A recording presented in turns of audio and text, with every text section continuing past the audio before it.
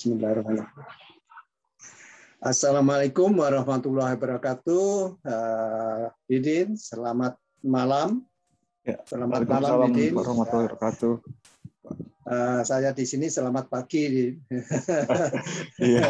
Jadi kita itu beda 12 jam. Jadi Indonesia lebih dulu karena kan dalam geografi Indonesia itu timur, Amerika itu barat begitu. Betul. Jadi Indonesia lebih dulu 12 jam. Secara geografi kita ini di atas bumi ini, ya kamu di bumi sebelah sana, Pak di sebelah bawahmu itu. Yeah. Kalau tapi ya jadi baguslah kita yang begini ini bagus. Kita walaupun jauh tapi dekat. Hal-hal kesempatan ini juga kita gunakan untuk kita rekam, nanti kita bagikan kepada saudara-saudara kita sebangsa, setanah air, ataupun tidak setanah air, tapi tetap bangsa kita juga. Jadi sekarang ini dalam kenyataannya, orang Indonesia itu menyebar ke seluruh dunia. Itu yang kadang-kadang mereka sudah mendapatkan permanen resident atau warga negaraan. Tapi hakikatnya mereka menamakan diri sebagai diaspora. Dan itu kalau mendengarkan podcast semacam ini ya kangen saja mereka itu. Kangen dengan Indonesia, seperti Pak D itu kalau 2 bulan tidak makan nasi pecel. Waduh saya sudah SMS ke sana kemari ya, kalau enggak beli ke Amazon gitu. Amazon bumbu pecel walaupun ya sekali tendokan itu bisa $6 sekali makan bumbu pecelnya saja. Tapi nggak apa-apa, itu pengobat rindu. Yeah. Didin, saya memang ini ditunggu masyarakat ya. Jadi prestasimu ini saya pilihkan adalah semacam the best of Indonesia. Tidak berarti the best of Indonesia itu adalah the best di seluruh Indonesia, itu tidak. Tapi artinya inilah perwakilan daripada anak-anak muda yang memberikan sampai sekarang ini saya katakan masih terbaik. Dibandingkan rata-rata kalau menilai sesuatu itu ya tidak terlalu ke kanan, tidak terlalu ke kiri, kita ambil average. Kalau average-nya prestasi anak muda itu dengan IPK sekian, dengan sekolah sekian, prestasi sekian. Nah, terus karya-karyanya ya kita tanyakan sejauh mana manfaatnya bagi kelilingnya. Jadi kita ini walaupun bagaimana ya tujuan hidup ya, kita itu harus lebih banyak manfaatnya kepada orang lain. Nah, sebetulnya bukan hanya orang lain ya, sebetulnya bukan hanya orang, sebetulnya itu makhluk hidup maupun tidak hidup. Jadi makhluk hidup dan tidak hidup, dan ini secara agama itu dulu pernah Rasulullah itu kalau waktu perang itu nggak boleh menebang pohon.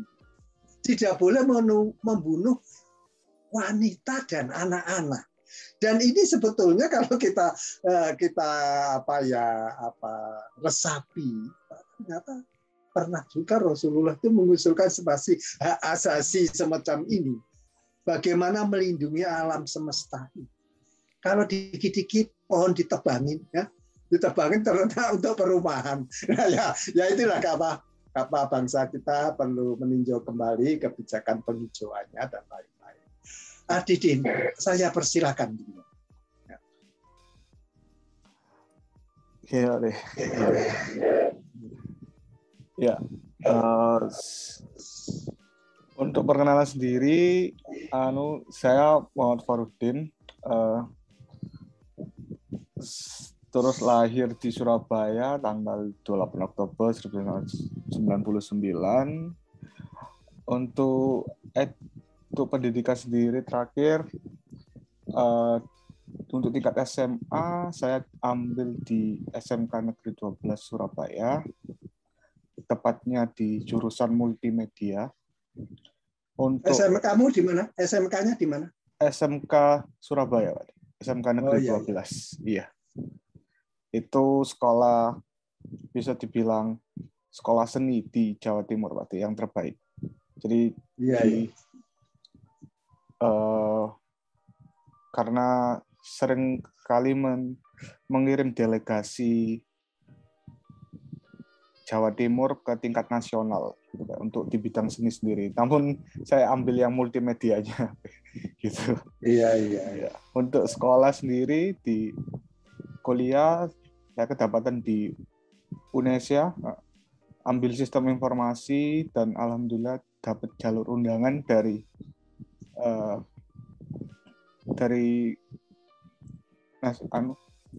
SMK, dan nilainya lumayan, jadi alhamdulillahnya dapat gitu. Jadi 20 orang di SMK yang dapat SNMPTN tadi gitu, salah satu. Iya, alhamdulillah. Iya. Kalau untuk yang terakhir ini sekarang, karena saya kebetulan barusan lulus kemarin di bulan Juli, terus saya lanjut ke ini, Pak, lanjut bisa dibilang kelas online itu di Binar Academy untuk product management gitu, Pak. Bagus. Jadi ada kesinambungan ya. Memang kita itu tidak boleh puas hanya sudah dikatakan lulus S1, lulus S2, itu ternyata dunia ini berkembang dengan begitu pesat. Jadi bahkan ahli IT yang sudah lulusan 10 tahun yang lalu, itu kalau nggak belajar, melongo saja itu. Perkembangan apa IT yang sekarang itu luar biasa cepatnya. Ya, bagus, Jim. Ya, oke.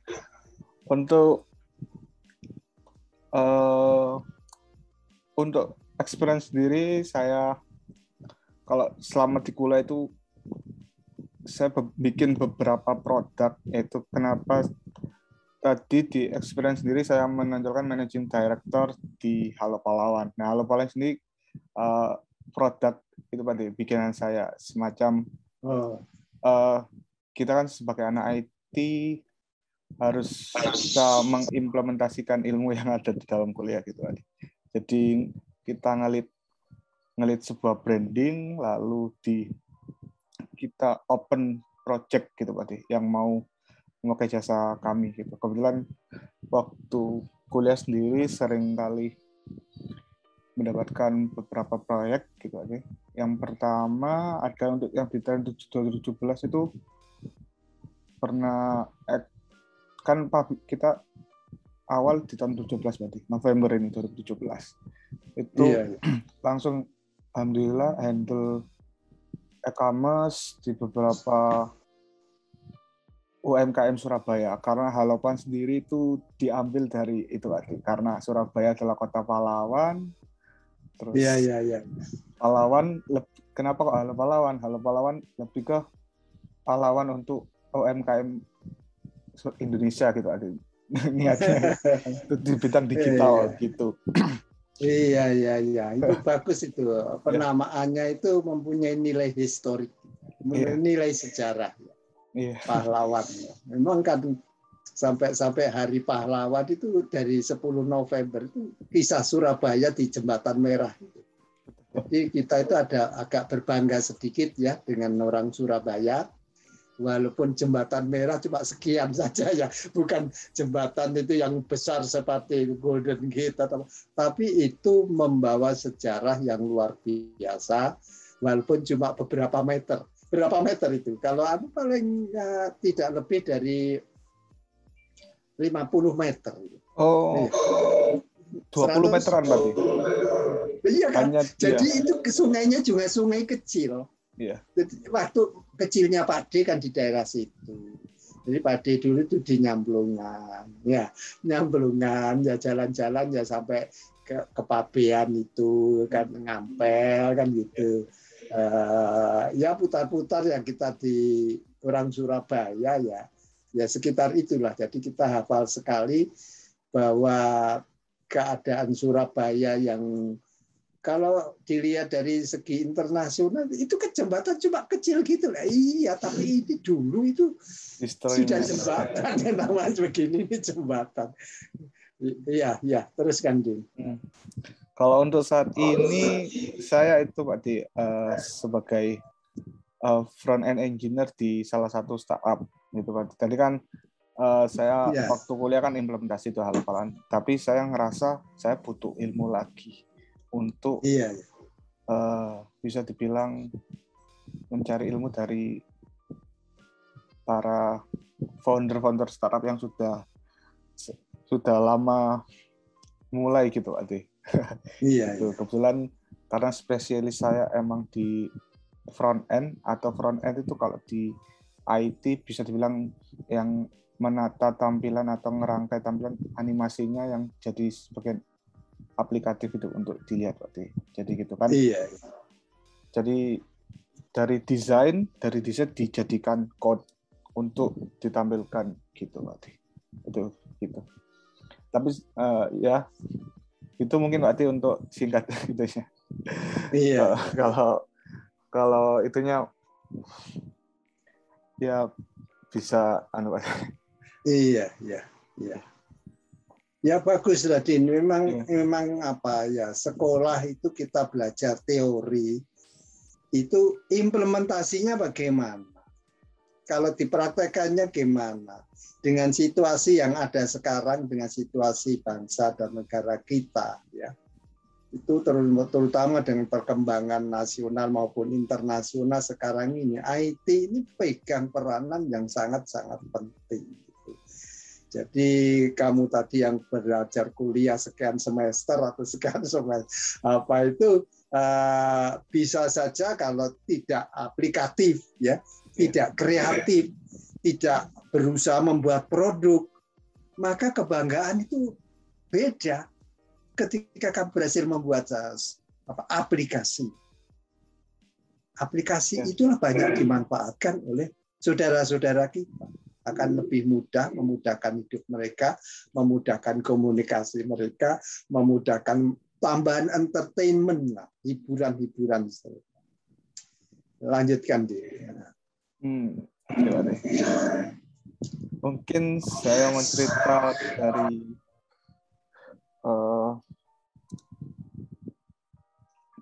Pak Di ya, mungkin dari SMK ya. Iya. Kebetulan SMK ini saya kebetulan ikut lomba web design tingkat Surabaya dan alhamdulillah dapat juara 2. Iya.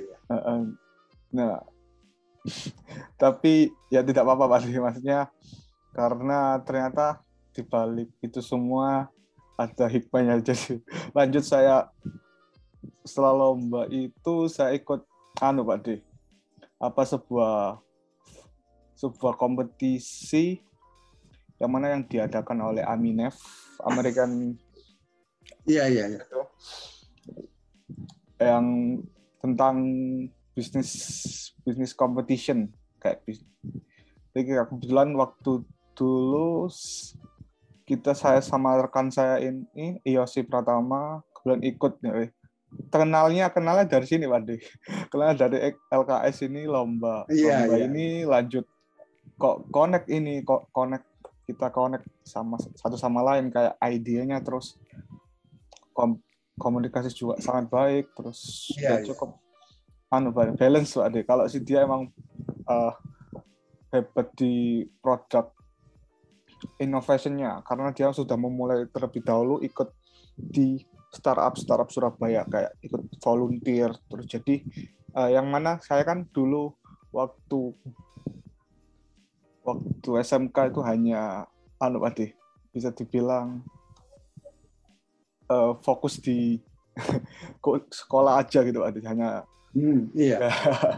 jadi ya full.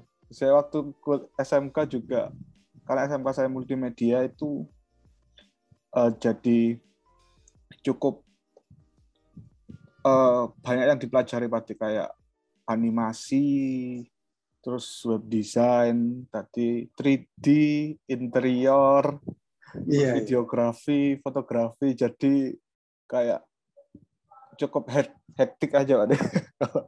Kebetulan itu. Nah, terus ketemu si teman saya itu waktu di lomba LKS ini, kebetulan dia enggak menang. Cuman saya kan karena saya juga lumayan supel Pak ke orang, jadi kok kita terjalin komunikasi jadi baik. Makanya pentingnya itu Pak, sebuah komunikasi yang baik, punya koneksi yang jadi malah kita dapat benefit dari itu Pak. Dan itu pertemanan itu yang membuat saya jadi menemukan passionate di dalam sebuah bisnis, startup ataupun teknologi ini Pak.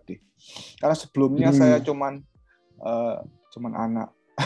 anak-anak remaja yang kayak bisa dibilang bingung mau kemana ini kalau setelah Iya. Kan memang kita itu harus memanfaatkan berbagai macam event. Iya. Jadi kalau kita ada pertemuan event-event apa saja, ya jangan yang itu apa? Oh saya mau ke sana, jalan sana. Ya sambil jalan itu kiri kanan juga ditengok. Kiri kanan ditengok. Sapa kiri, sapa kanan. Jadi menyapa itu sudah suatu ya, kalau itu sebenarnya diajarkan agama kita itu. Assalamualaikum atau selamat pagi, apa kabar? Dari mana? Nah, kayaknya pernah ketemu, padahal nggak pernah ketemu ya. Kayaknya sepertinya wajah-wajah sering di event-event ini ya. Padahal belum tentu juga, tapi untuk membesarkan komunikasi, memecahkan atau icebreaker ya istilahnya. Kadang-kadang di dalam duduk berdua, bertiga, berempat itu diam. Yang satu pegang HP, satunya pegang HP. Akhirnya selama 10 menit, 15 menit itu nothing. Nanti ya, saya sudah buka WA ini menurut mereka. Padahal itu lebih bagus kalau pertemuan 2 orang, 3 orang seperti yang kamu lakukan. Oh dari mana? Apa saja yang kamu lakukan? Oh saya dari ini, saya cuma begini. Nah, kamu gimana ya? Ada yang enggak ya kira-kira kita bisa berbagi dan lain-lain. Bisa enggak tanya nomor HP-nya. Nah, kalau bisa begitu itu kita bukan hanya datang untuk melihat event, kita sudah dapat sahabat. Kita dapat dengan sahabat. Seperti yang di dalam podcast lain, saya itu kalau punya dosen, punya dan saya itu kagum gitu. Wah itu saya kejar. Saya kejar sampai berhasil mendapatkan hubungan pribadi yang akrab. Ya seperti yang berkali-kali saya ceritakan bahwa saya pernah kuliah tahun 96 itu namanya advance laboratory. Jadi laboratorium tapi tingkat advance gitu sudah, jadi digital apanya itu sudah. Jadi kalau dia itu fisika itu harus bergabung dengan elektroniknya juga. Dan itu kayak ketemu itu profesor itu atau mereka bilang profesor nggak mau, saya itu apa, saya itu lebih expert begitu saja ahlinya. Ya sampai sekarang bayangkan 25 tahun persahabatan. Dan minggu yang lalu ketika saya datang, saya mengembalikan temuan 2 tahun terakhir fisika seluruh dunia. Saya kembalikan karena saya tawarkan ke Indonesia. Nggak ada. Ya, terus gimana ini kalau orang ITB saja, itu Pak, kalau ini bahasa Inggris saya yang nggak nyambung Pak. Kalau anunya tertarik sekali. Nah, kalau bahasa Inggrisnya nggak nyambung kan ini saya kirimkan pakai apa ini? Ya seperti itu. Tapi nggak apa-apa. Jadi ini proses. Kalau saya katakan bangsa kita ini tetap proses. Jadi apa yang dilakukan Didin tadi ketika datang ke tahun melihat ini terus komunikasi menghasilkan pertemanan dan menghasilkan ide-ide baru. Iya. Sebelum itu berarti entah kenapa waktu dulu kan waktu lomba itu pas itu kan berarti datang jam ya sesuai jadwal ya jam 7. Kebetulan saya datang dulu 6:30 karena mau latihan lah Pak ya. Terus ketemu kok ini ada sing wis datang duluan ini. Oh langsung kenalan Pak. Ya kayak itu Pak kayak waduh ada yang lebih hebat, lebih cepat itu kayak gitu.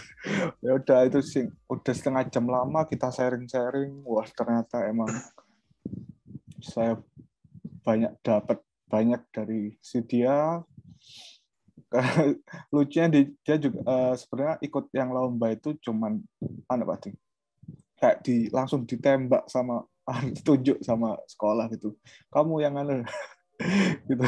Kalau saya kan historinya kalau saya ikut lomba diadu Pak, jadi 3 orang anak mana yang terbaik ya alhamdulillah saya ikutan gitu. Ada motivasi sendiri Pak di saya ikut LKS itu sendiri karena kebetulan kakak saya sendiri yang kedua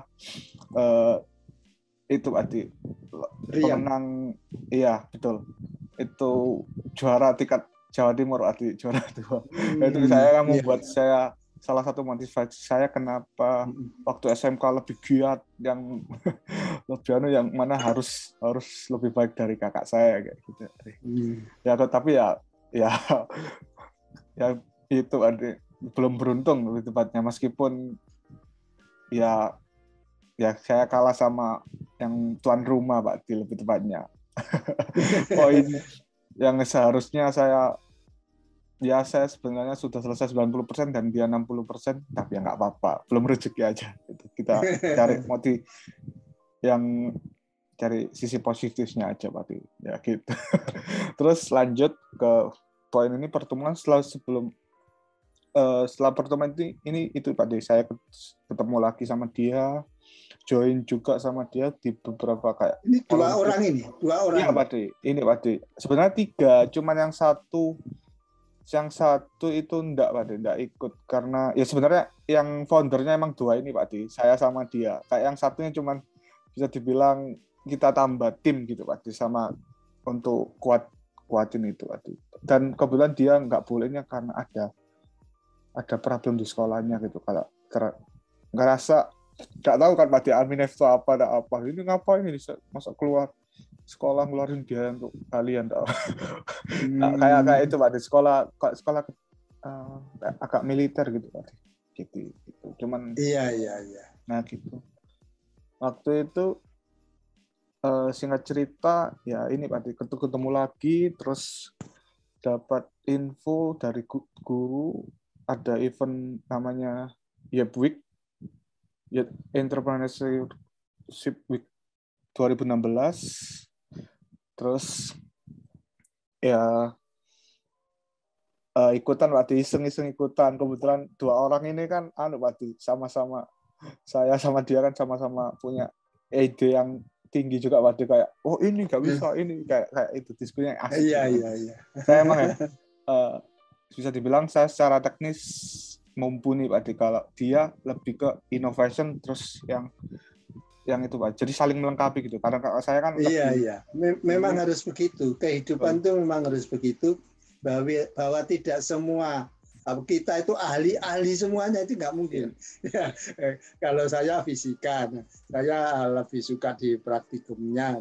Saya lebih antara teori dan aplikasinya gimana. Terus penerapan di teknologi gimana. Terus kalau diterapkan di robot bagaimana. Jadi itu fisika menjadi menarik sekali. Ilmu itu menjadi menarik sekali loh, itu supaya kita tidak perlu dikit-dikit kontrol manual gitu. Sekarang itu tidak ada manual. Jadi berat produk itu sudah standar sekian, harus tepat sekian. Kalau kelebihan sekian saja itu sudah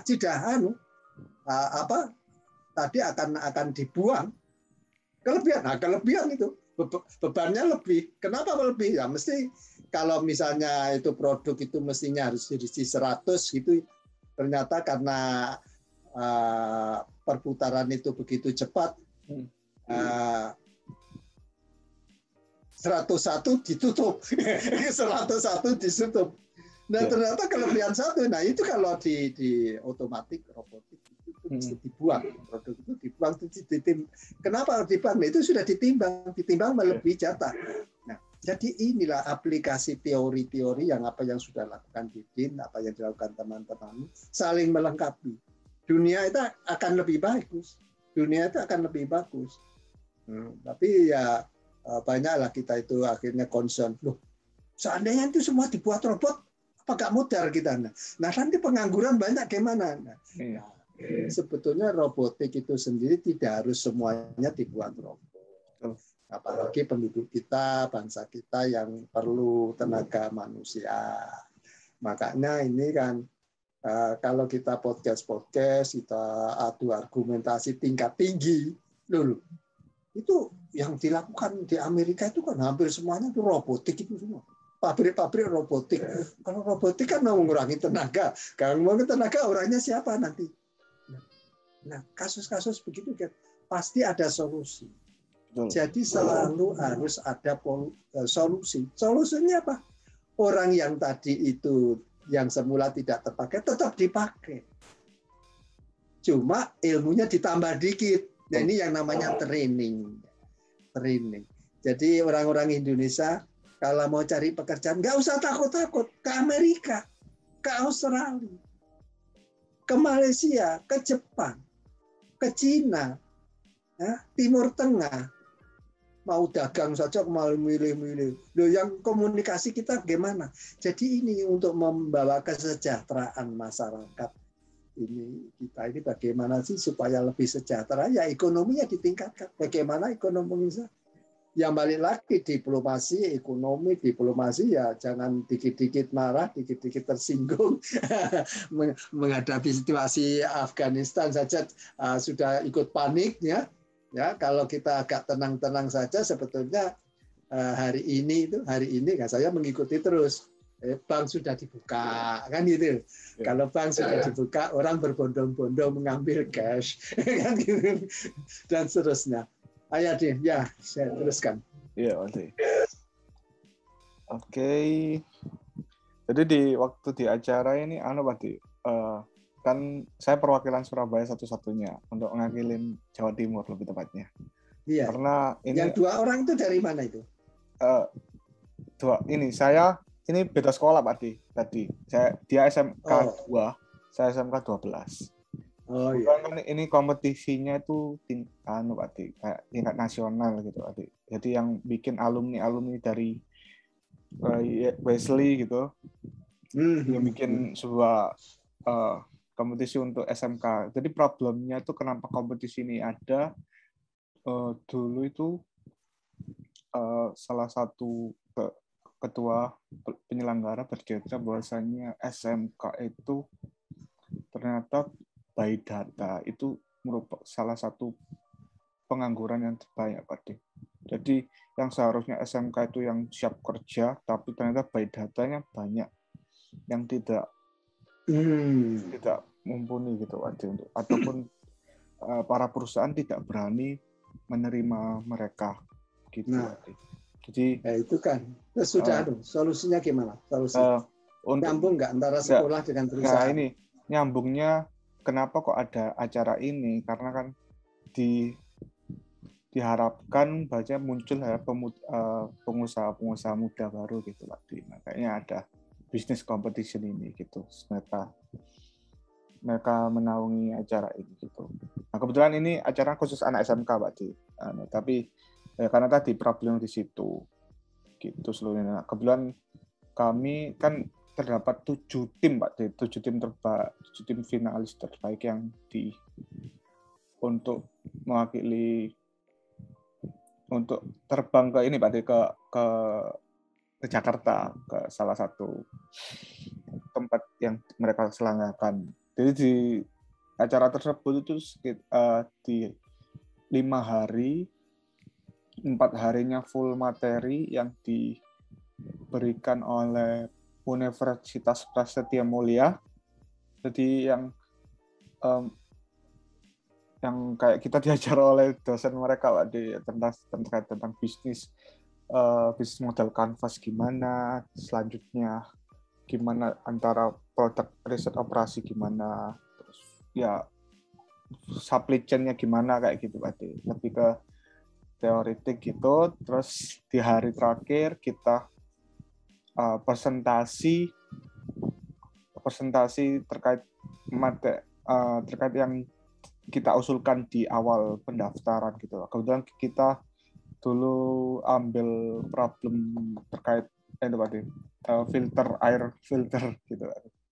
Jadi kan ambil problemnya karena Surabaya itu singkat cerita ya airnya keruh gitu Pak. Ya kita harapkan airnya keruh, bahkan Surabaya itu kan air asinnya itu sudah menembus sampai air laut itu sudah menembus sampai karena pengambilan atau sumur-sumur dan seterusnya itu yang dalam itu justru membahayakan apa ya? Air laut itu masuk ke badannya ini tanah. Betul. Iya, gitu. Kira-kira bikin kita menginisiasi meskipun padahal kita dari IT semua, Pak. Kita itu nggak tahu kan, Pak. Gimana cara menfilter air gimana. Terus intinya kita idealis aja, Pak. Kita bikinkan nothing tulus, Pak. Ya ikut lomba ya niatnya ya. Kalau berhasil ya alhamdulillah kan kemarin tapi kita kerjakan sampai sedetail itu, Pak. Logo sudah ada, terus desain produk juga ada, 3D-nya juga ada kayak 30 cm, filternya gimana, kayak gitu-gitu. Udah siap, alhamdulillah keterima ya, untuk Akilin itu. Terus ini untuk sambutan sendiri ada Ibu, salah satu perwakilan dari perusahaan Amerika, itu yang acara perdana tadi kayak opening gitu tadi. Nah, terus ini yang dibawa ini adalah salah satu investor besar, juri kita Ibu Natalia. Itu, dan waktu presentasi, waduh ini sungguh pengalaman besar karena pertama kali kita pitching atau presentasi di depan investor itu investor kawakan berarti besar banget gitu ya. Jadi ya cukup lumayan grogi ada waktu menjelasin gimana gitu. Nah itu ya singkat cerita, meskipun kita tidak menang dalam yang terdanai, tapi kita langsung dapat jalur VIP, Pak Di. Ini, Pak Di. Ini. Iya. Apa? Bentar. Pen color. Oh, nggak bisa ya.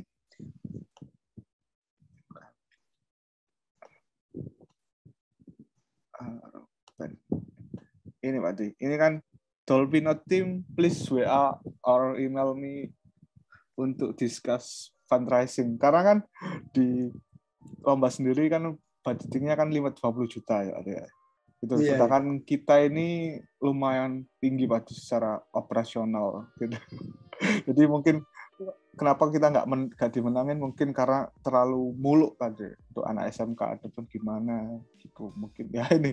Tapi ini Pak, kami yang dapat salah satu tim yang dapat ini jalur VIP ini dari Ibu ini.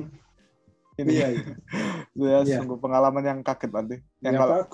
Bagus, pengalaman yang bagus ya. Jadi cara menilai itu tidak satu sisi, tapi banyak juga sisi-sisi yang lain. Ya. Bahkan kalau kita melakukan penilaian apapun, termasuk apa yang kita lakukan, apa yang kita pelajari, apa yang kita bantu kepada orang lain, itu kita harus berpikirnya memang dari berbanyak segi. Betul. Banyak segi, bagi manfaat, segi urgensi, kadang-kadang orang ini kalau nggak dimulai dari sekarang ini bisa dead, bisa mati, bisa harapan ke depannya itu habis. Yeah. Harapan ke depannya itu apa? Kadang-kadang ya semacam apakah itu kalau sekolah kadang-kadang itu ada beberapa anak yang memang sudah tidak bisa melanjutkan sekolah karena memang orang tuanya tidak mampu sama sekali. Nah, seperti itu ya harus ada yang turun tangan. Ada yang turun tangan, mestinya kalau di situ itu kan sekolah itu dengan keterbatasan dana, makanya yang namanya kepala sekolah, namanya guru, namanya counselor, termasuk kalau dulu namanya itu Persatuan Orang Tua Murid dan Guru, POMG kalau zamannya Pak Adi dulu. Kalau di Amerika itu namanya ya Student Parent Teacher. Jadi ada student, ada parent, ada teacher. Nah, student parent teacher inilah sebetulnya kalau ada masalah itu kadang-kadang turun tangan, mereka volunteer, termasuk mendanai. Jadi jangan dikira kalau parent Amerika itu mereka orang-orang kadang-kadang mereka itu memang kalau kita bilangnya filantropis, penyumbang, pendana, gitu. Dan ternyata pendanaan internasional sekarang ini luar biasa sebetulnya. Kalau kita mau search engine masalah funding ya, itu yang namanya perusahaan yang ada di Indonesia itu Toyota ya. Toyota itu saya itu dapat Toyota Foundation itu atau penelitian itu pada bahasa dan sastra Madura. Ya, itu kok dibantu Toyota Foundation, kayaknya kan rada aneh nih kadang. Yeah. Tapi ternyata itu memang ada yang namanya CSR. Jadi setiap perusahaan itu harus menyisihkan sekian persen untuk lingkungannya, termasuk memberi beasiswa tadi, termasuk funding, charity. Jadi charity atau kalau kita memberikan sesuatu kepada duafa atau yatim piatu atau anak sekolah atau pondok pesantren, apa saja, bahwa sekolah itu sekarang itu kalau di Indonesia tidak semuanya kaya. Tidak semuanya kaya, apalagi sekolah-sekolah di daerah makin jauh dari perkotaan, ya, makin jauh dari ibu kota. Jadi kadang-kadang kalau saya itu jalan-jalan di Indonesia itu dengan berhenti, tolong berhenti sebentar. Kadang-kadang itu nggak ada di dalam pengawalan kalau saya dari pusat. Ada apa berhenti? Sudahlah pokoknya berhenti aja. Saya itu berhenti di suatu sekolah yang tidak dirancang untuk berhenti. Nah di situ saya menemukan fakta. Nah, Bapak siapa ya? Sudah saya jalan-jalan lah. Ya, ini mampir saja. Dia tidak bilang saya itu dari Jakarta, nanti jawabannya berbeda lagi.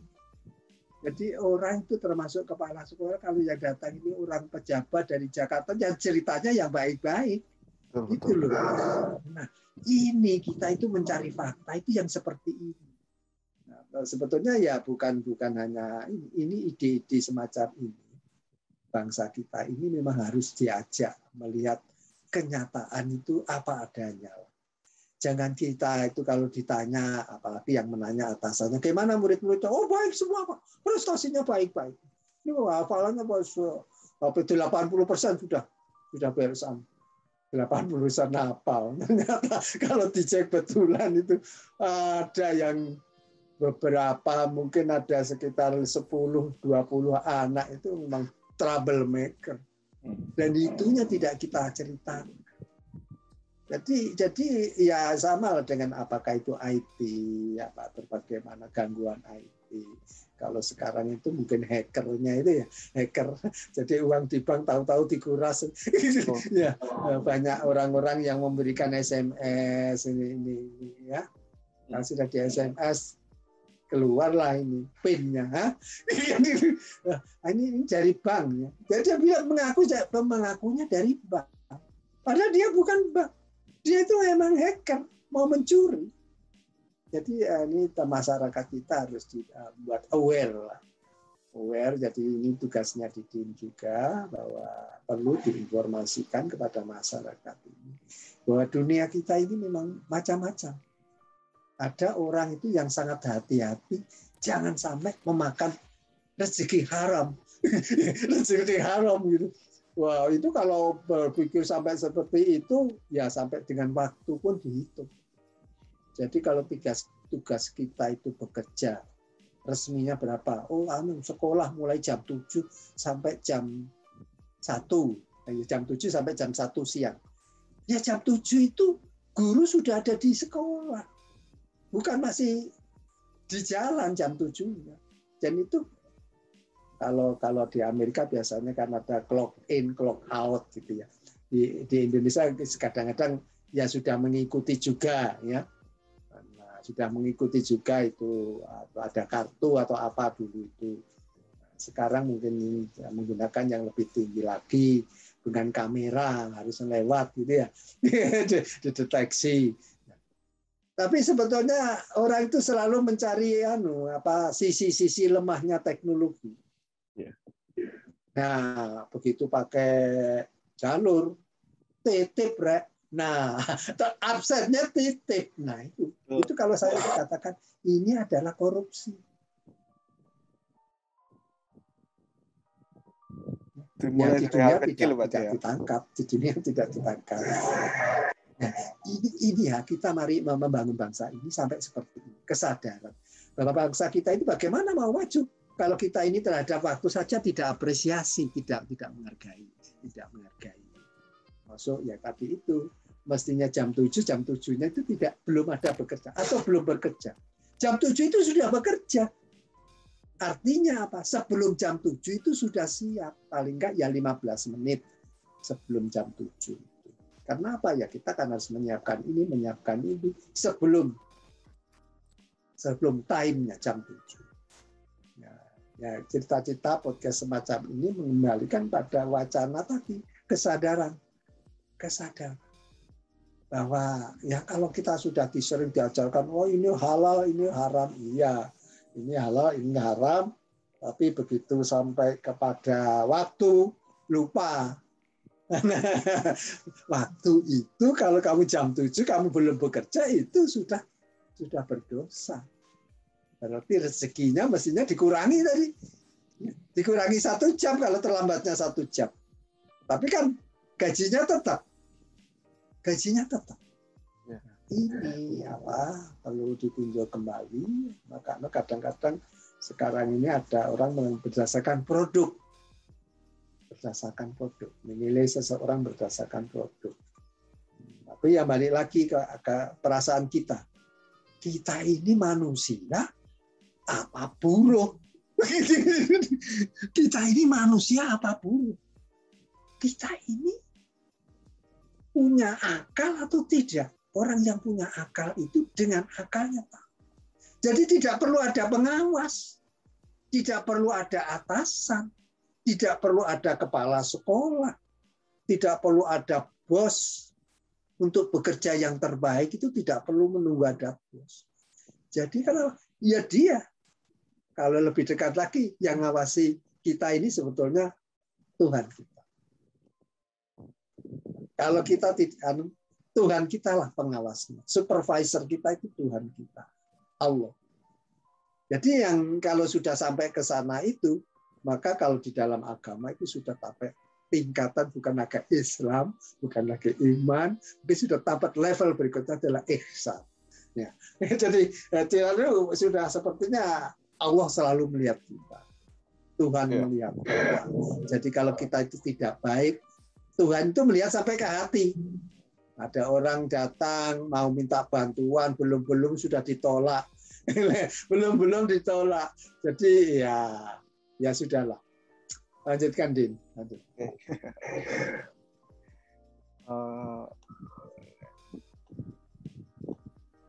Oke. Untuk selanjutnya tadi kan itu Pak Dias. Untuk acara ini udah intinya sangat berkesan Pak Dias untuk saya sebagai akhir di SMK. Kan dalam waktu dulu semester 5 kalau nggak salah. Udah menjelang mau UNAS, kan dulu masih ada UNAS. Gitu. Persiapan, terus juga di SMK sendiri ada tugas akhir gitu Pak D. Kita presentasi beberapa tugas, terus kayak berat Kak D gitu. Jadi emang ya tuntutan sebagai bisa dibilang sortir kita apakah layak untuk dikerja gitu mungkin. Jadi itu nanti terus ya ini berarti kembali ke Halo Pahan tadi, ini kebetulan dia salah satu yang produk yang produk digital yang saya bikin sebagai agensi itu bisa dibilang berarti kayak melayani website atau apps gitu. Untuk saat ini sendiri alhamdulillah masih itu tadi masih berjalan sebaik cuman saya sekarang lagi saya vakumkan karena untuk saat ini masih untuk saya fokus di produknya Pak, di produk development dulu, habis itu baru kita marketingkan lagi gitu. Karena berdasarkan pengalaman ya kadang Pak, karena kan sebagai project kan kalau kita tidak pintar dalam mulai dari kontrak, terus batasannya untuk revisi berapa, terus gitu kalau nggak jelasin kan itu Pak, jadinya project sampai sepuasnya gitu Pak, jadi rugi gitu. Kadang-kala juga saya di ini usaha ini hasil ini sekitar ada balik beberapa orang yang nggak bayar kayak gitu, produknya udah jadi ya itu dari saya lemahnya di sisi kontrak draft itu. Jadi ya gitu ya, bisa dibilang untuk ukuran mahasiswa besar berarti kayak ada mungkin 10 juta lebih. Jangan, tapi tidak apa-apa gitu. Iya, ya itulah apa yang dikatakan namanya proses development, proses perjuangan, proses pengembangan karier. Itu memang banyak korban-korban ya, korban finansial, korban ya tenaga, pikiran, sudah waktu. Kadang-kadang mestinya kita bekerja untuk keluarga kita tinggalkan dulu karena untuk kepentingan yang lebih tinggi.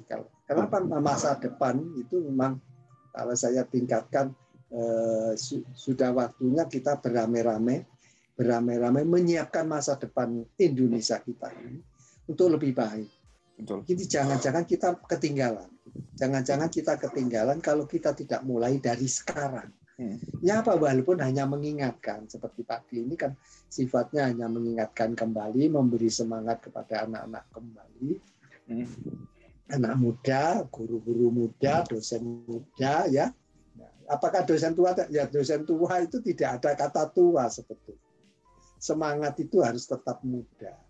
Nah, selama ada hayat di kandung badan, mereka itu pikirannya itu tetap diperlukan oleh bangsa ini. Jadi kalau saya juga mendengarkan di podcast di bilik yang lain, dari podcast itu kan di bilik yang lain, saya itu juga akan mempelajari apa yang mereka sampaikan, apa yang saya juga mengambil sisi yang lain. Jadi semua itu mengambil peran untuk membangun republik kita ini.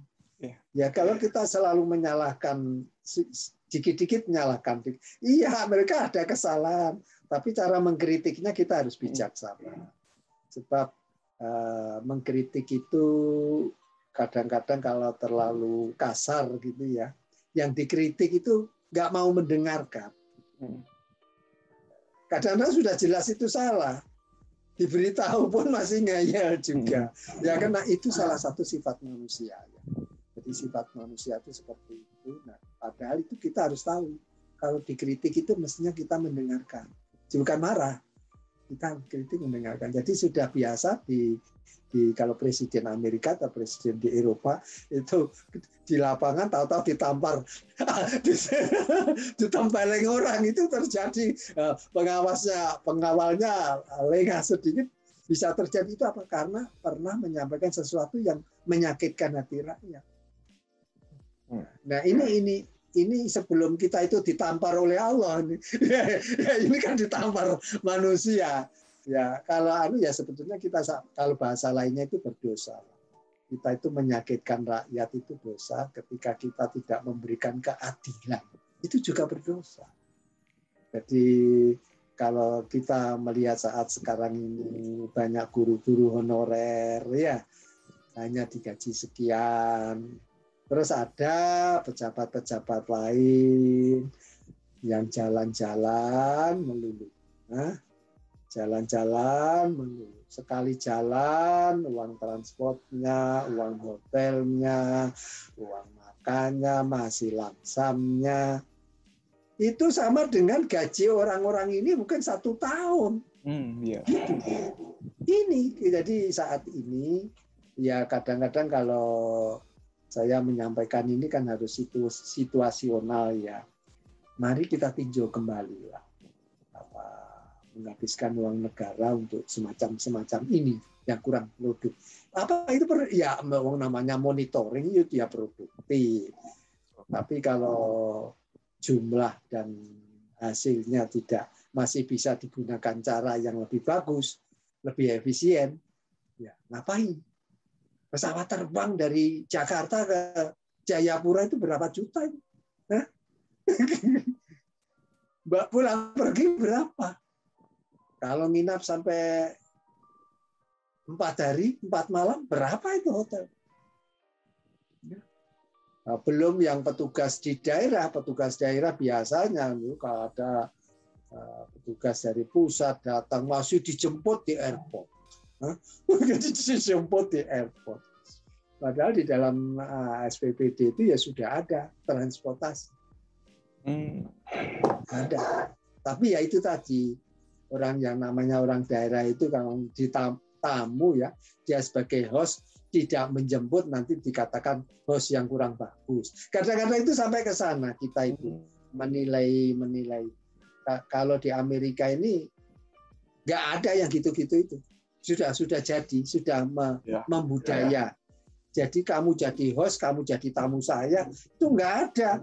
Oh, tamunya dibawa ke restoran tinggi, menghabiskan sekian juta, ya enggak. Kalau di sini ya, mari itu ada kantin, kalau kita makan bersama di sana, bayar sendiri. Biasa itu.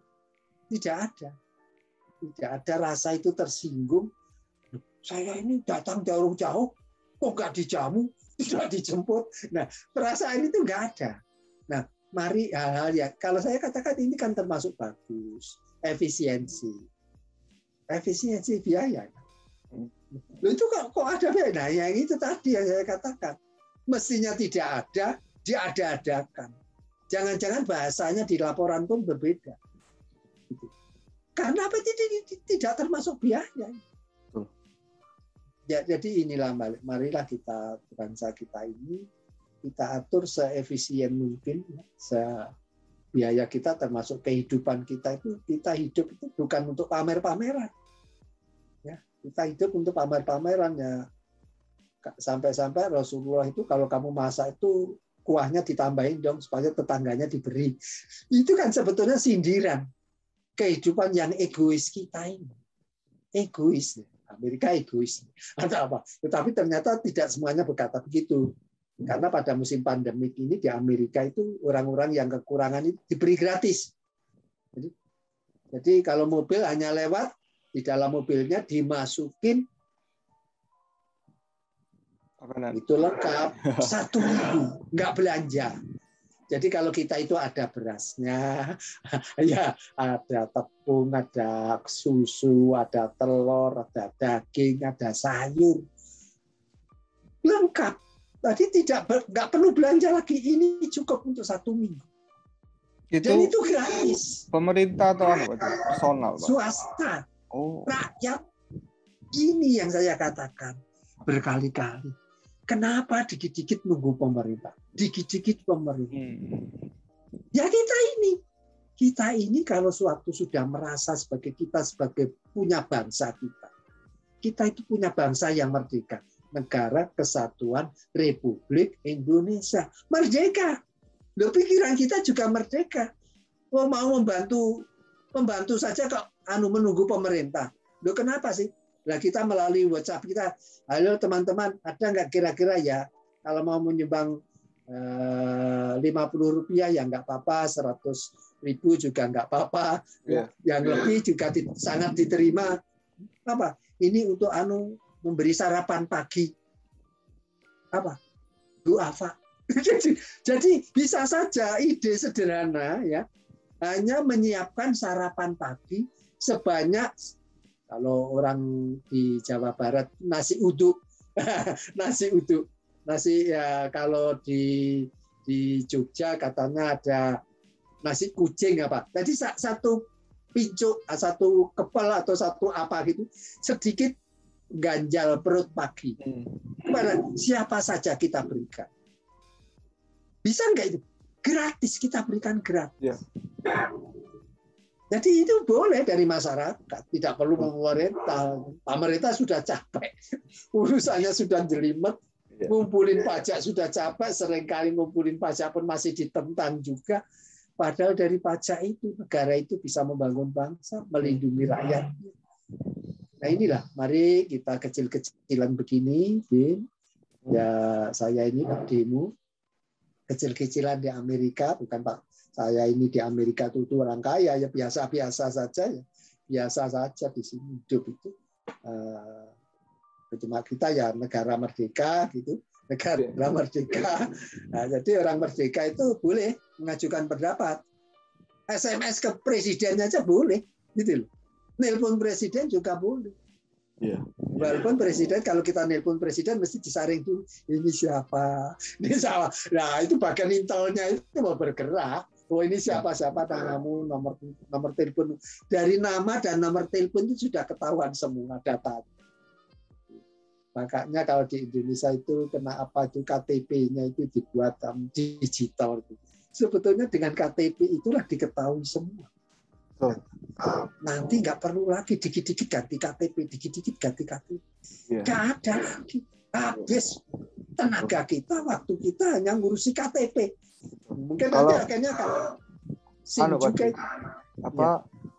Kalau di Indonesia saya rasa belum yang benar-benar, kan sekarang di Indonesia masih pakai fotokopi loh, sebenarnya kan ya cukup big datanya. Kalau secara TI kan tinggal ID itu sendiri, NIK lah lebih tepatnya, itu KTP, ID, KTP itu kan ya udah bisa semuanya gitu kan, biar nggak kartunya biar banyak gitu kan ya, sebenarnya kan ujung-ujungnya kan ya NIK-nya berapa apa kayak gitu. Belum yang itu Pak, versi sekali searching langsung muncul semua gitu. Nah ya itu kalau Amerika itu nomor social security. Oh, social security. Minum dulu deh. Ya. Apa itu Pak? Nomor social security itu. Ya. Jadi Pak D itu dulu waktu datang ke Amerika tahun 94. Sudah dari 94. Ya. Itu langsung saya datang ke kantor social security. Ya waktu itu ya saya dengan Subhan. Jadi social security-nya Subhan itu ada di kepala saya sampai sekarang. Dan itu yang dipakai sampai sekarang. Jadi itu berikutnya siapa lagi datang, istri dan anak-anak yang 3 menyusul itu. Itu apa itu Pak D, itu nomor social security-nya. Loh kok apa? Enggak apa gimana, karena kalau form-form mereka nggak tahu caranya ngisi, saya yang ngisi. Akhirnya lama-lama ya apa. Nah, itulah apa nanti ketika digitalisasi. Hakikatnya itu. Nah, kita Didin sebagai ahli IT juga, kan kita juga nantinya harus belajar IT. Kenapa ya? Kiri kanan kita ini banyak juga orang-orang ahli IT, tapi memang sengaja untuk mengacaukan.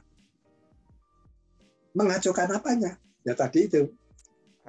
Dia pura-pura mengirim SMS, ya mengaku dari bank atau mengaku dari petugas perusahaan apa, tapi sebetulnya dia sama sekali bukan petugas. Lalu meminta data, nomor telepon, alamat, akhirnya oh ya ini kayaknya akun ibu bapak ini ada masalah ini ya. Coba Pak, ini saya mau betulkan dari sini. Kami dari BRI Pak, saya dari BNI, saya dari BCA, atau bisa saja gitu.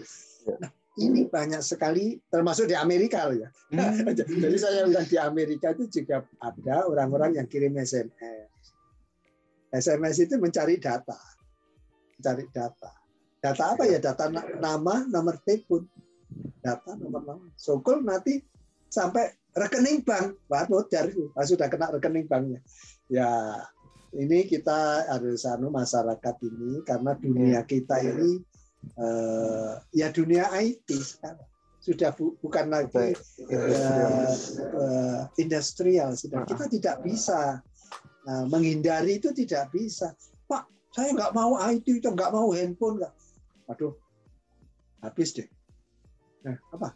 Dari kalau nggak mau handphone, mau pakai apa? Pesan itu. Ya? Kalau pesan makanan, bisa kadang-kadang pesan beras, pesan minyak, ya kan sekarang.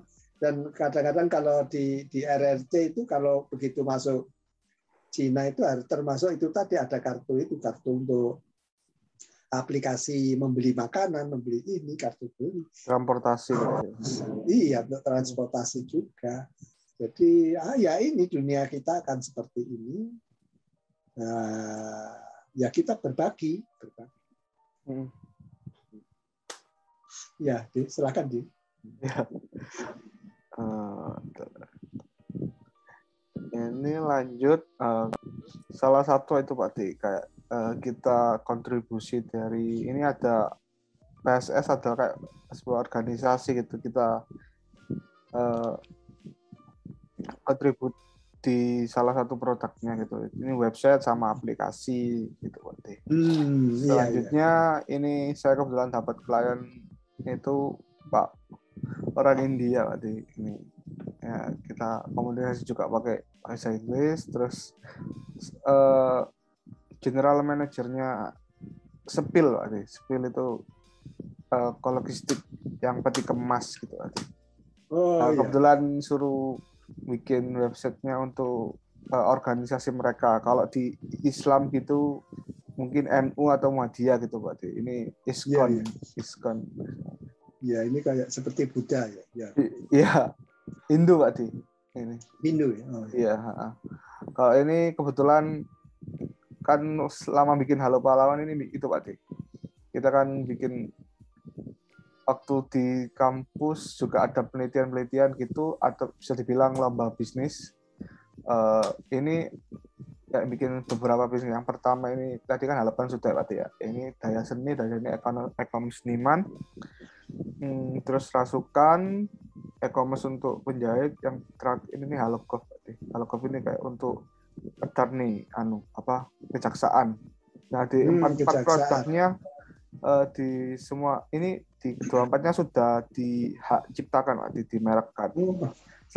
Jadi selama kuliah ini saya juga emes, Pak. Maksudnya selama kuliah ini berarti 4 tahun juga bisa dibilang saya 4 tahun 4 produk, Pak. Maksudnya yang lumayan, udah yang diciptakan, Pak, kan gitu, hak merek gitu loh, Pak. Ya cukup aja. Berarti ya enggak sing, saya kan waktu kuliah kan kupu-kupu, Pak. Kalau istilahnya di Indonesia kupu-kupu itu kuliah pulang. Maksudnya saya kan nggak ikut organisasi, Pak, karena saya nggak cocok aja, Pak, yang organisasi di kampus gitu. Jadi saya ikutnya organisasi yang di Surabaya yang kayak startup gitu, bisnis ya, gitu. Lebih ke itu kan ya lebih eksternal produk. Ya, eksternal gitu, Pak. Karena saya happy-nya kan kembali lagi saya tadi ketemu teman saya tadi yang mana mengarahkan ke saya dengan join ke komunitas yang cikal bakal, kalau Pak pernah dengar 1000 startup itu diawali dari itu, Pak. Start Surabaya. Start Surabaya itu program inisiasi dari Bu Risma untuk mengajak para kayak pemuda-pemuda khususnya di Surabaya untuk bikin produk, bikin usaha startup. Nah itu setelah itu di Surabaya sukses tahun 2016-15, barulah di 2017 langsung diaplikasikan ke di seluruh Indonesia, jadinya 1000 startup itu. Jadi makanya Bu Risma itu sangat berkesan untuk saya pribadi. Iya, bagus. Jadi semangatnya membangun itu sudah kelihatan. Iya. Jadi orang itu kalau mau melihat itu ya dari semangat kerjanya itu, kerjanya merakyat ya, langsung turun. Jadi turun itu boleh. Turun tempat banjir juga boleh. Jadi itu Bu Risma itu memang melakukan, jadi sudah melakukan dan berhasil di Surabaya kan terus diangkat ke tingkat nasional. Iya, itu. Menteri Sosial ya sekarang. Betul, Menteri Sosial di zaman Pak Jokowi ini. Itu terus Pak, keren banget karena di situ saya ketemu orang-orang big tech gitu, Pak, yang kayak Bukalapak, Tokopedia, Gojek, ataupun itu yang jadi karena ya semua orang kalau yang teknologi pasti bisa dibilang tak cukup Bu Risma, Pak, kayak yang mana dia dengan kekuasaannya sebagai wali kota bisa bikin itu menginisiasi itu. Jadi ini banyak, Pak, kayak ada buka di Surabaya itu dari hasil situ. Dari awal kan tadi, Pak, startup, Pak, startup tadi dibikin, dibina, lalu ke step bawahnya lagi ke UMKM. Jadi startup itu UMKM ini kan produknya ada, Pak, kayak kacang, terus susu kedelai, jamu, tak apa. Nah, dari itu startup ini membantu, Pak, membantu kayak pemasarannya, terus segi branding produknya.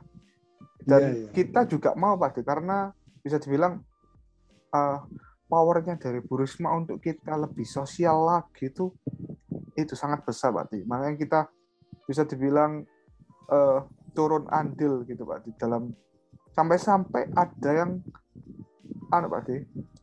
diimpor, diekspor ke luar negeri ataupun jadi suatu produk yang ada di pesawat.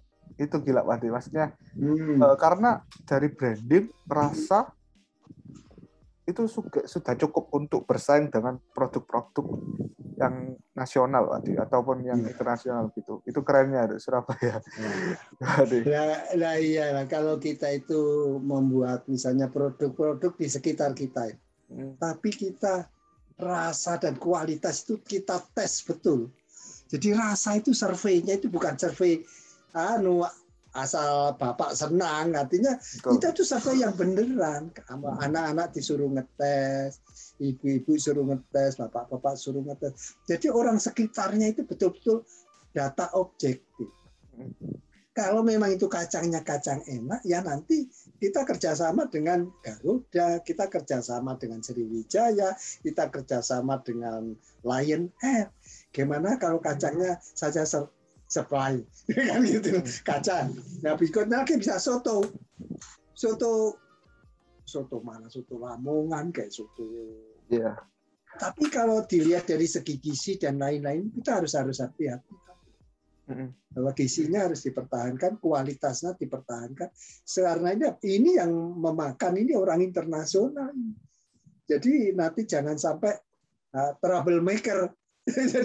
jadi bumbunya tidak standar internasional, istilahnya standar internasional aja. Jangan sampai kalau bumbu itu ya sudah berupa serbuk yang sudah paket gitu. Jadi kalau dibuat wah ini untuk 20 porsi, ya 20 porsi itu satu kemasan gitu. Ya sudah. Jangan ditambahi garamnya, ditambahi ini, ditambahi. Akhirnya rasanya tidak berbeda. Tidak. Kalau itu nanti saya pernah juga punya mahasiswa yang mengurusi catering itu sampai catering ini di internasional. Ngurusi cateringnya saja. Cateringnya. Jadi gate-nya itu pekerjaan luar biasa. Bayangkan satu pesawat itu berapa? Kalau pesawatnya isinya 450, yang makan berapa? Itu makan itu kalau pesawatnya jarak jauh, itu bisa 3 kali. Betul. Sarapan, makan siang, istilahnya makan malam. Itu harus dihitung. Nah, kalau cuma Surabaya Jakarta ya snack saja cukup ya. Surabaya Jakarta, ya dari Jakarta mau ke Chicago, Jakarta mau Chicago. Nah, gimana kalau nanti pesawat-pesawat RI nanti ya, pesawat RI ke depan itu mestinya langsung Amerika, nggak cuma berhenti di sini saja. Kita harus punya istilahnya fleet atau serombongan pesawat yang nanti jalurnya jalur internasional. Nah, saya melihatnya pertumbuhan Garuda kok kurang mengembirakan. Ya. Ya, tapi ya sudahlah. Kita itu kan harus memperbaiki diri. Kalau saya katakan memperbaiki bukan mencari siapa yang salah. Kita harus memperbaiki diri. Bangsa kita sudah waktunya mengambil. Ini harus kembali. Garuda harus terbang lagi ke Amerika kan gitu. Garuda harus terbang langsung ke Inggris. Garuda harus terbang ke Jerman. Kenapa harus kita itu mengikuti pesawatnya orang lain, sedangkan kita sendiri bisa? Maka kita harus bersaing dengan pesawat yang lain juga. Jadi sekarang ini kalau Pak D mau ke Indonesia, lewat mana? Mau lewat barat kayak mau lewat timur, sak mau saya. Jadi kalau lewat timur itu kalau dari Chicago itu ke Tokyo. Oh, ke Tokyo. Ke Tokyo terus ya sebetulnya dari utara ke selatan gitu saja. Kalau lihat geografi. Tapi ini Chicago-nya tuh lewat kutub gitu. Terbangnya tuh lewat kutub. Jadi terus turun ke bawah ke Tokyo. Nah, itu 11 jam penerbangan itu. Penerbangannya saja 11 jam di atas. Di atas udara itu 11 jam. Nah itu coba kan sarapan pagi, ya kan? Iya. Sarapan pagi. Itu kadang-kadang di tengah-tengah antara sarapan dengan makan siang itu ada istilahnya snack. Snack kecil gitu ada. Setelah itu makan siang.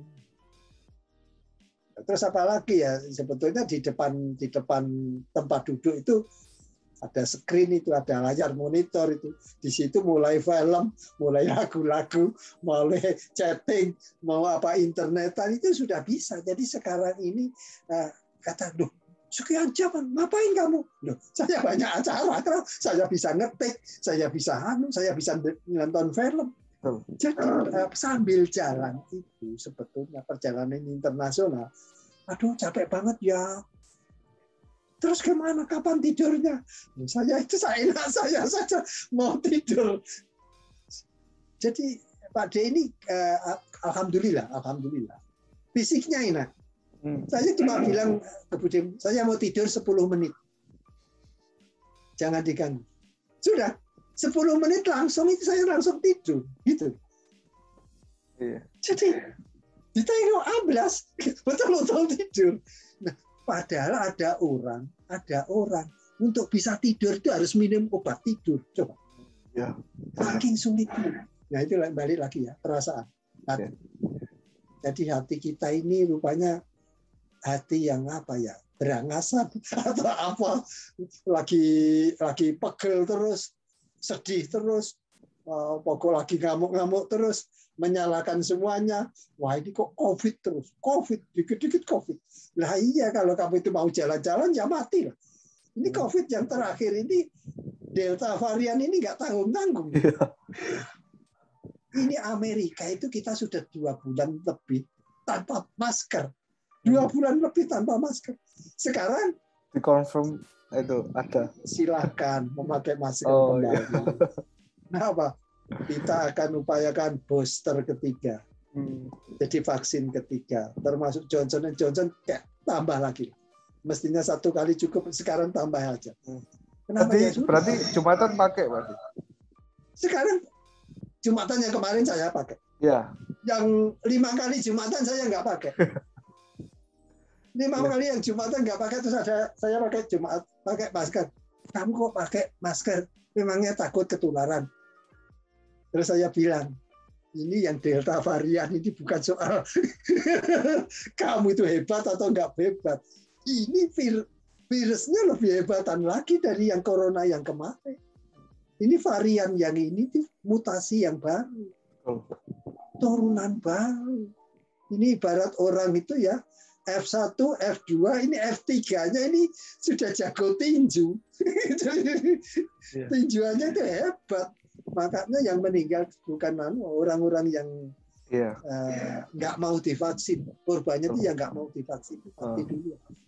Jadi sekarang ini yang emergency ya, Florida itu sudah situasinya emergency. Jadi Pak D, alhamdulillah kok ada di tengah-tengah gitu. Terus orangnya itu kalau orang itu manut, nggak ngelawan, terus disuruh pakai masker. Kamu tuh negara merdeka kok diurusin. Saya pakai masker, nggak pakai masker kan urusan saya. Ada orang itu yang begitu itu. Disuruh vaksin. Saya ini sudah hebat sekali tubuh saya, nggak pakai vaksin pun nggak apa-apa. Ya ternyata dianya nggak apa-apa, orang lain ketularan dari dia. Betul itu. Inilah orang yang katakan egois tadi.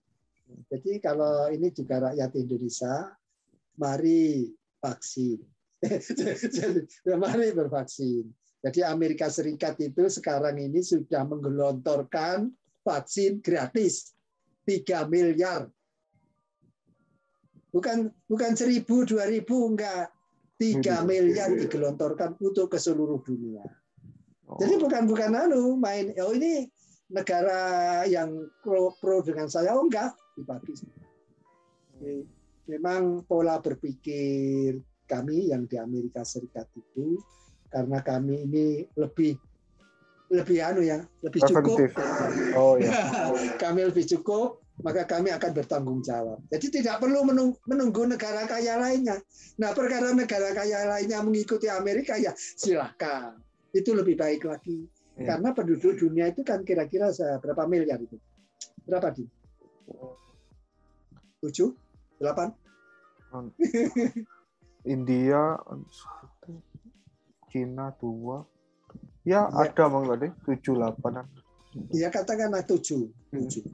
Berarti Amerika ini baru nyumbang 3 miliar. Ya, Dulu kan separuh. kurang lagi setengah. Iya. Nah, itu kalau di G7 itu orang negara terkaya yang 7. Ya. Saya ambil 2 miliar. Saya ngambil 4 miliar. Seperti Cina kan kaya ya. Kaya loh Cina itu. Mestinya kaya. Harus, Pak. Bisa.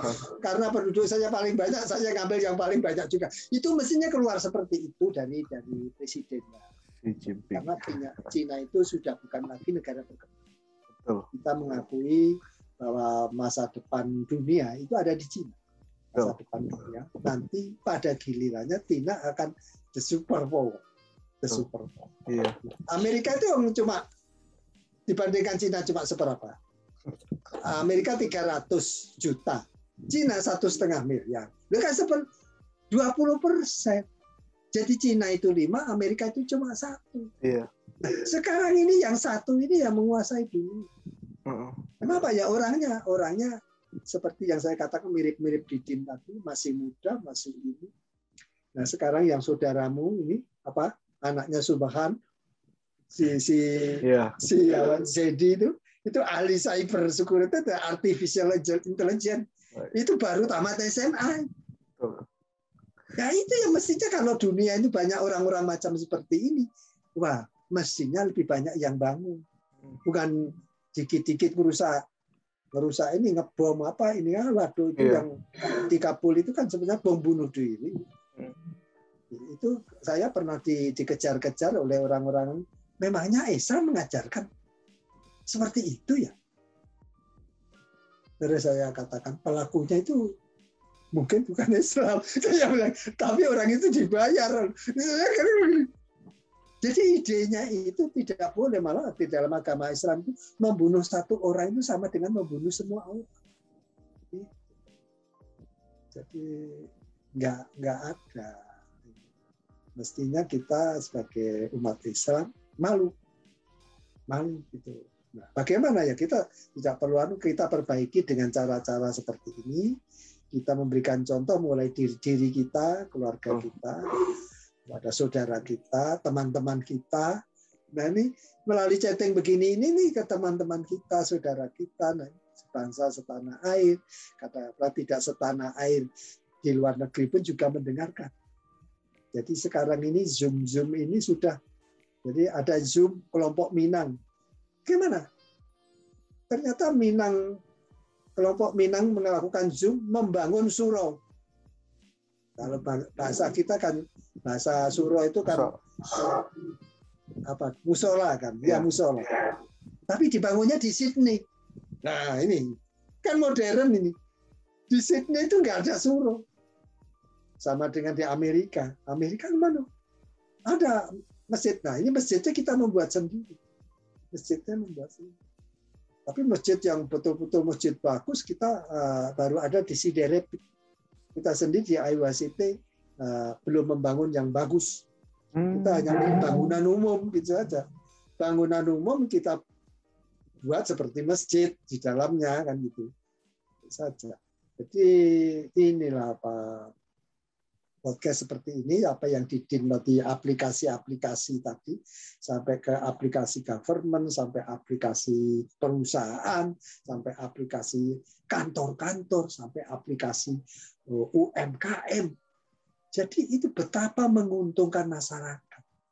Jadi kalau saya akan membuat produk makanan kecil, ya ada jagung, ya corn. Jagung. Masa jagungnya cuma satu macam. Ya jagung itu kan ada di satu. Udah jagungnya nanti ada rasa keju. Ada diberi sedikit manis. Ada agak pedas sedikit. Loh, anak-anak suka loh. Anak-anak suka. Bahkan camilan di pesawat pun. Camilan di pesawat. Suatu suka juga suka. Gimana ini? Loh enak ini jagungnya ini. Ini rasa sedikit pedas, sedikit enak. Tidak terlalu pedas, sedikit pedas. Nah, ada orang Minang menggunakan rasa balado.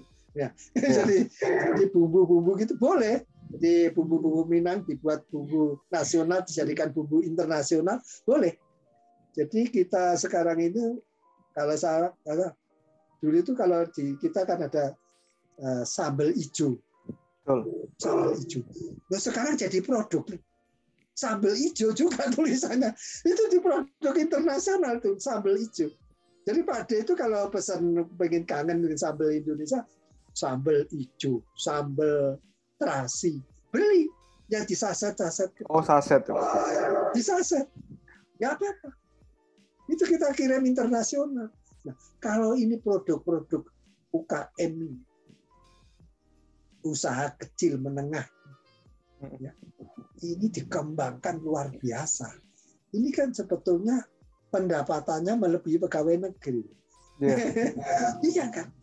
Ngapain berebut jadi pegawai negeri? Pegawai negeri ya boleh, jangan semuanya pegawai negeri gitu. Kalau bisa, yang pegawai negeri 2 atau 1 saja, yang 9 itu yang lain gitu. Jadi pengusaha. Jadi banyak profesi-profesi lain. Jadi apa ingin jadi pilot? Jadi nggak apa-apa. Mulai dari muda itu ingin jadi pilot, memang sampai sekarang ini biaya operasionalnya untuk sekolahnya memang mahal. Ya. Kadang-kadang juga ada nakalnya. Nah, itu kalau belajar pesawat komersial berapa ya? Nggak lah, pesawat pribadi saja. Ternyata itu lumayan juga biayanya. Iya, Pak. Jadi saya harus bayar 10.000. Enggak. Kalau 1 miliar, Pak, ya. Di atas. Itu masih license kalau salah private plane ya. Iya. Ya justru itulah kita itu, maka kalau saya katakan harus mencari cara gimana sih memberi kesempatan kepada anak-anak ini. Siapa yang mendanai? Yang mendanai ya kita semua. Bahwa orang-orang yang nasibnya beruntung itu yang semula juga sengsara, tetapi sekarang sudah mapan. Nah, mereka lah yang memberi bantuan. Ya kalau misalnya diperlukan dana untuk 1 orang diperlukan dana 1 miliar, ya kalau 1 miliar dipikul 1 orang kan ya berat. Tapi kalau 1 miliar itu dipikul 1.000 orang, bisa. Ya. Jadi melalui grup-grup seperti ini, melalui wacana seperti ini, gimana ini kita akan menyediakan 5 pilot dari Jawa Timur.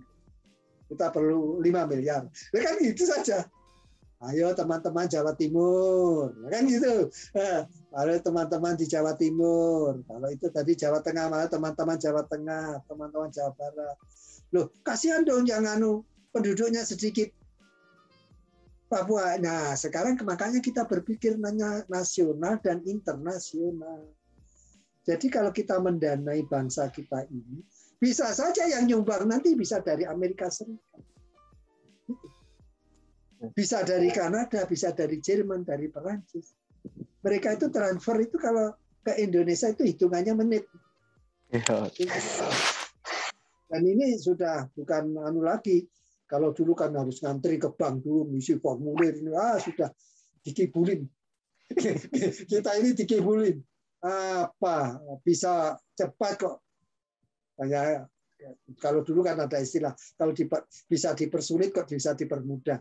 Kita balik, kalau bisa dipermudah kok dipersulit. Nah ini. Yeah. Jadi kita selalu mencari dengan teknologi dan perkembangan ini, apapun ilmunya. Apakah itu fisika, apakah biologi, apakah kimia, apakah IT, apakah itu bahasa, atau aplikasi-aplikasi itu dibuat untuk mempermudah. Jadi dengan aplikasi yang bagus, ya Pak D ini menggunakan sebetulnya banyak sekali aplikasi untuk transfer internasional. Bukan lagi 1, 2, puluhan. Puluhan. Ada itu kan kalau di kantor pos itu ada Western Union kan. Ya. Amerika itu.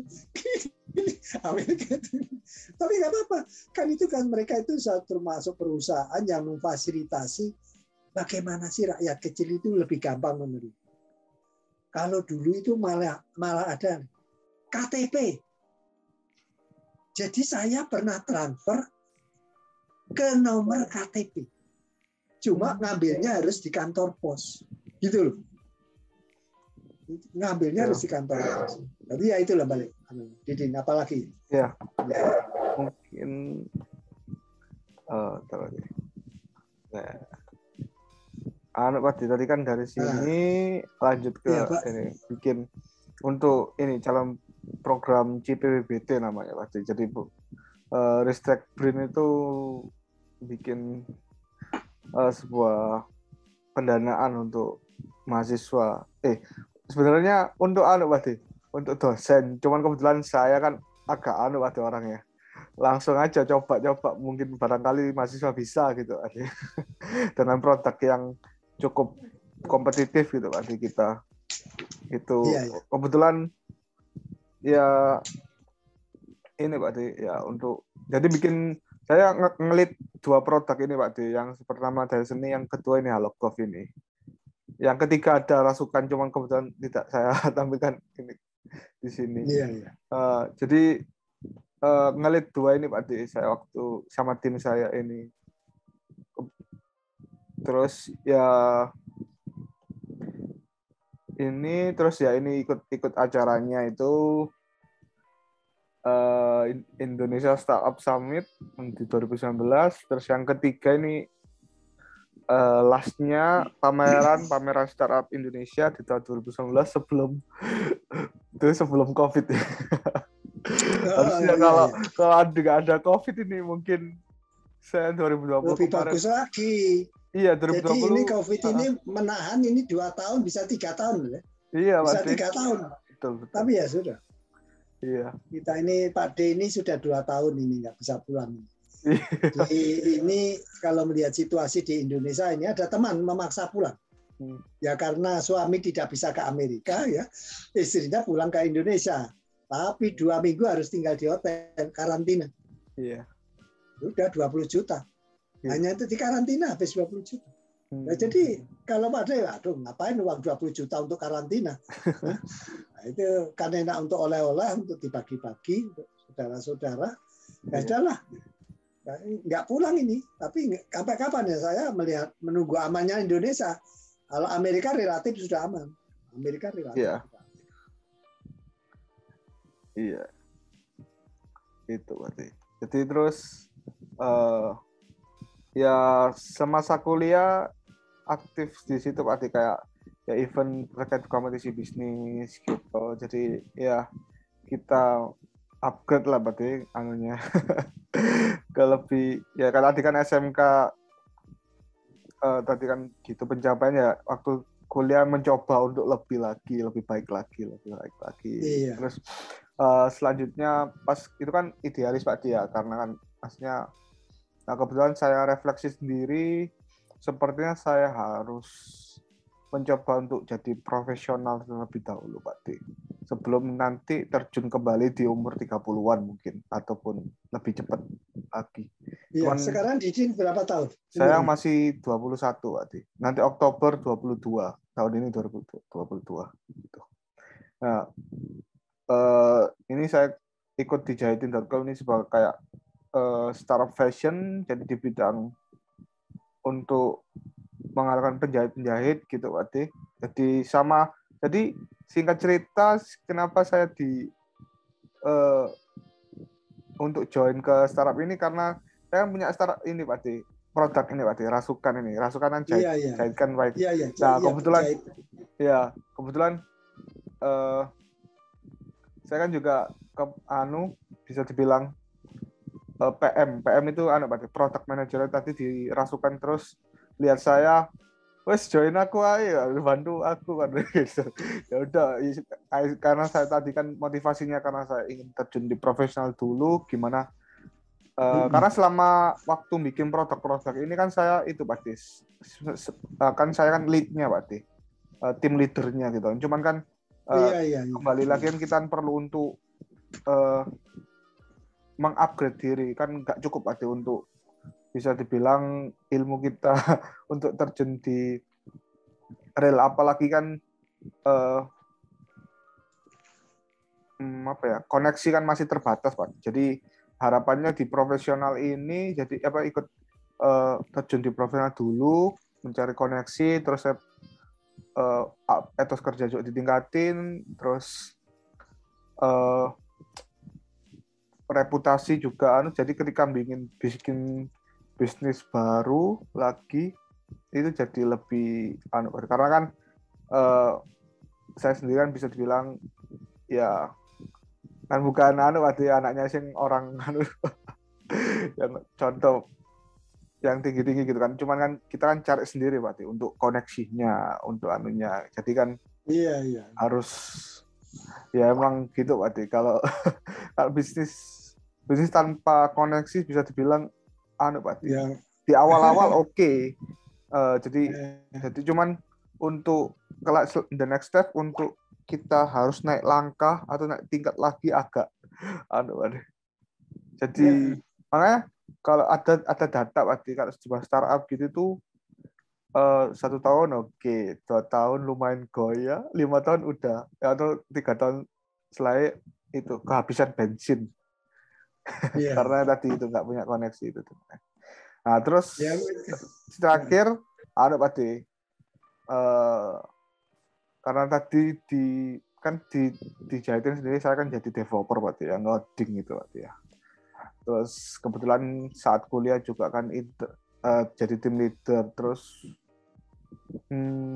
kok semakin sini lebih nyaman jadi yang kita mikir problemnya bukan sebagai eksekutor, tapi kalau itu Pak, yang risetnya gitu. Oh, gimana produk itu berjalan, terus bagaimana user memakai produk kita dengan baik. Oh, apakah ada kesusahan, bagaimana, terus apa yang perlu fitur yang kita harus tambah atau kita yang buang gitu.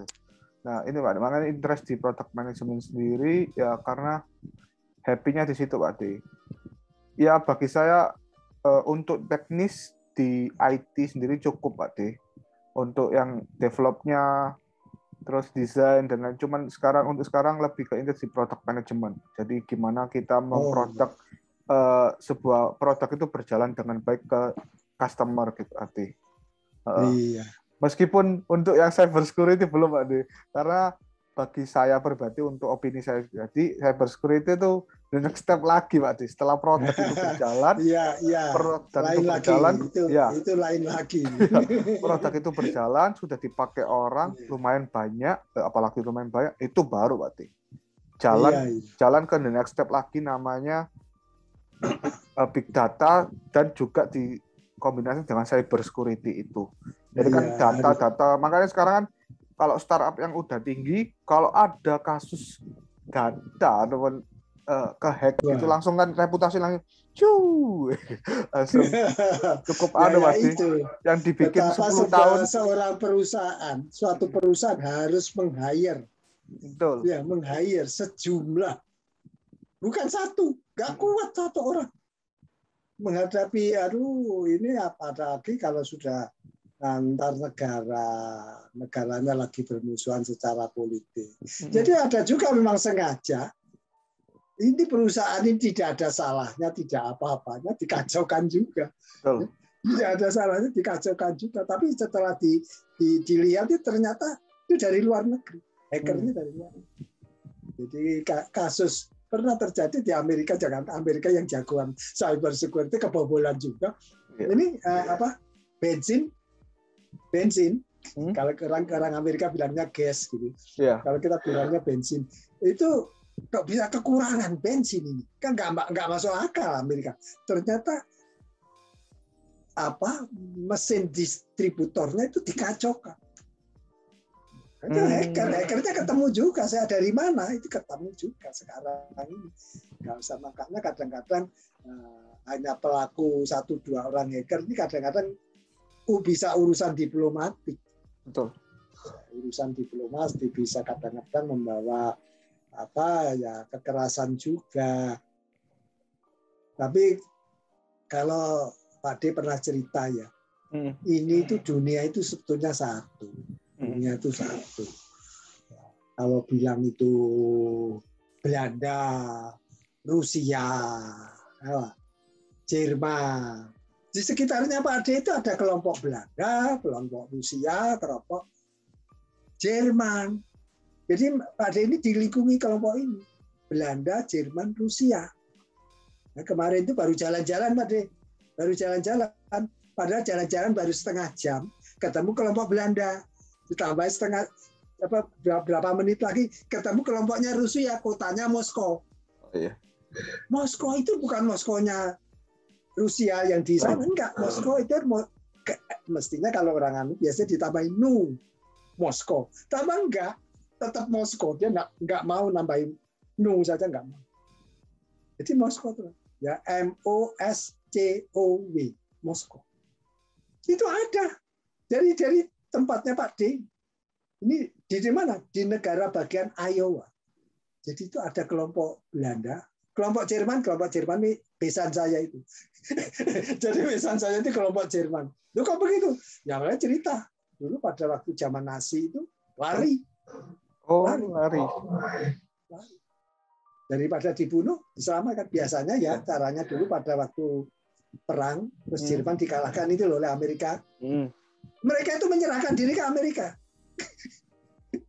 Pinternya, ada yang pinter menyerahkan diri, pura-pura pakaian tentara, menyerahkan diri, saya angkatan. Supaya apa? Ditangkap Amerika, dibawa ke Amerika. Apalagi yang pinter-pinter, sarjana-sarjana, insinyur itu diborong langsung ke Amerika. Iya, Einstein aja kan Wati. Produknya kan ke Amerika itu, tapi mempercayakan. Itulah kadang-kadang ya Pak D ini karena lama di Amerika.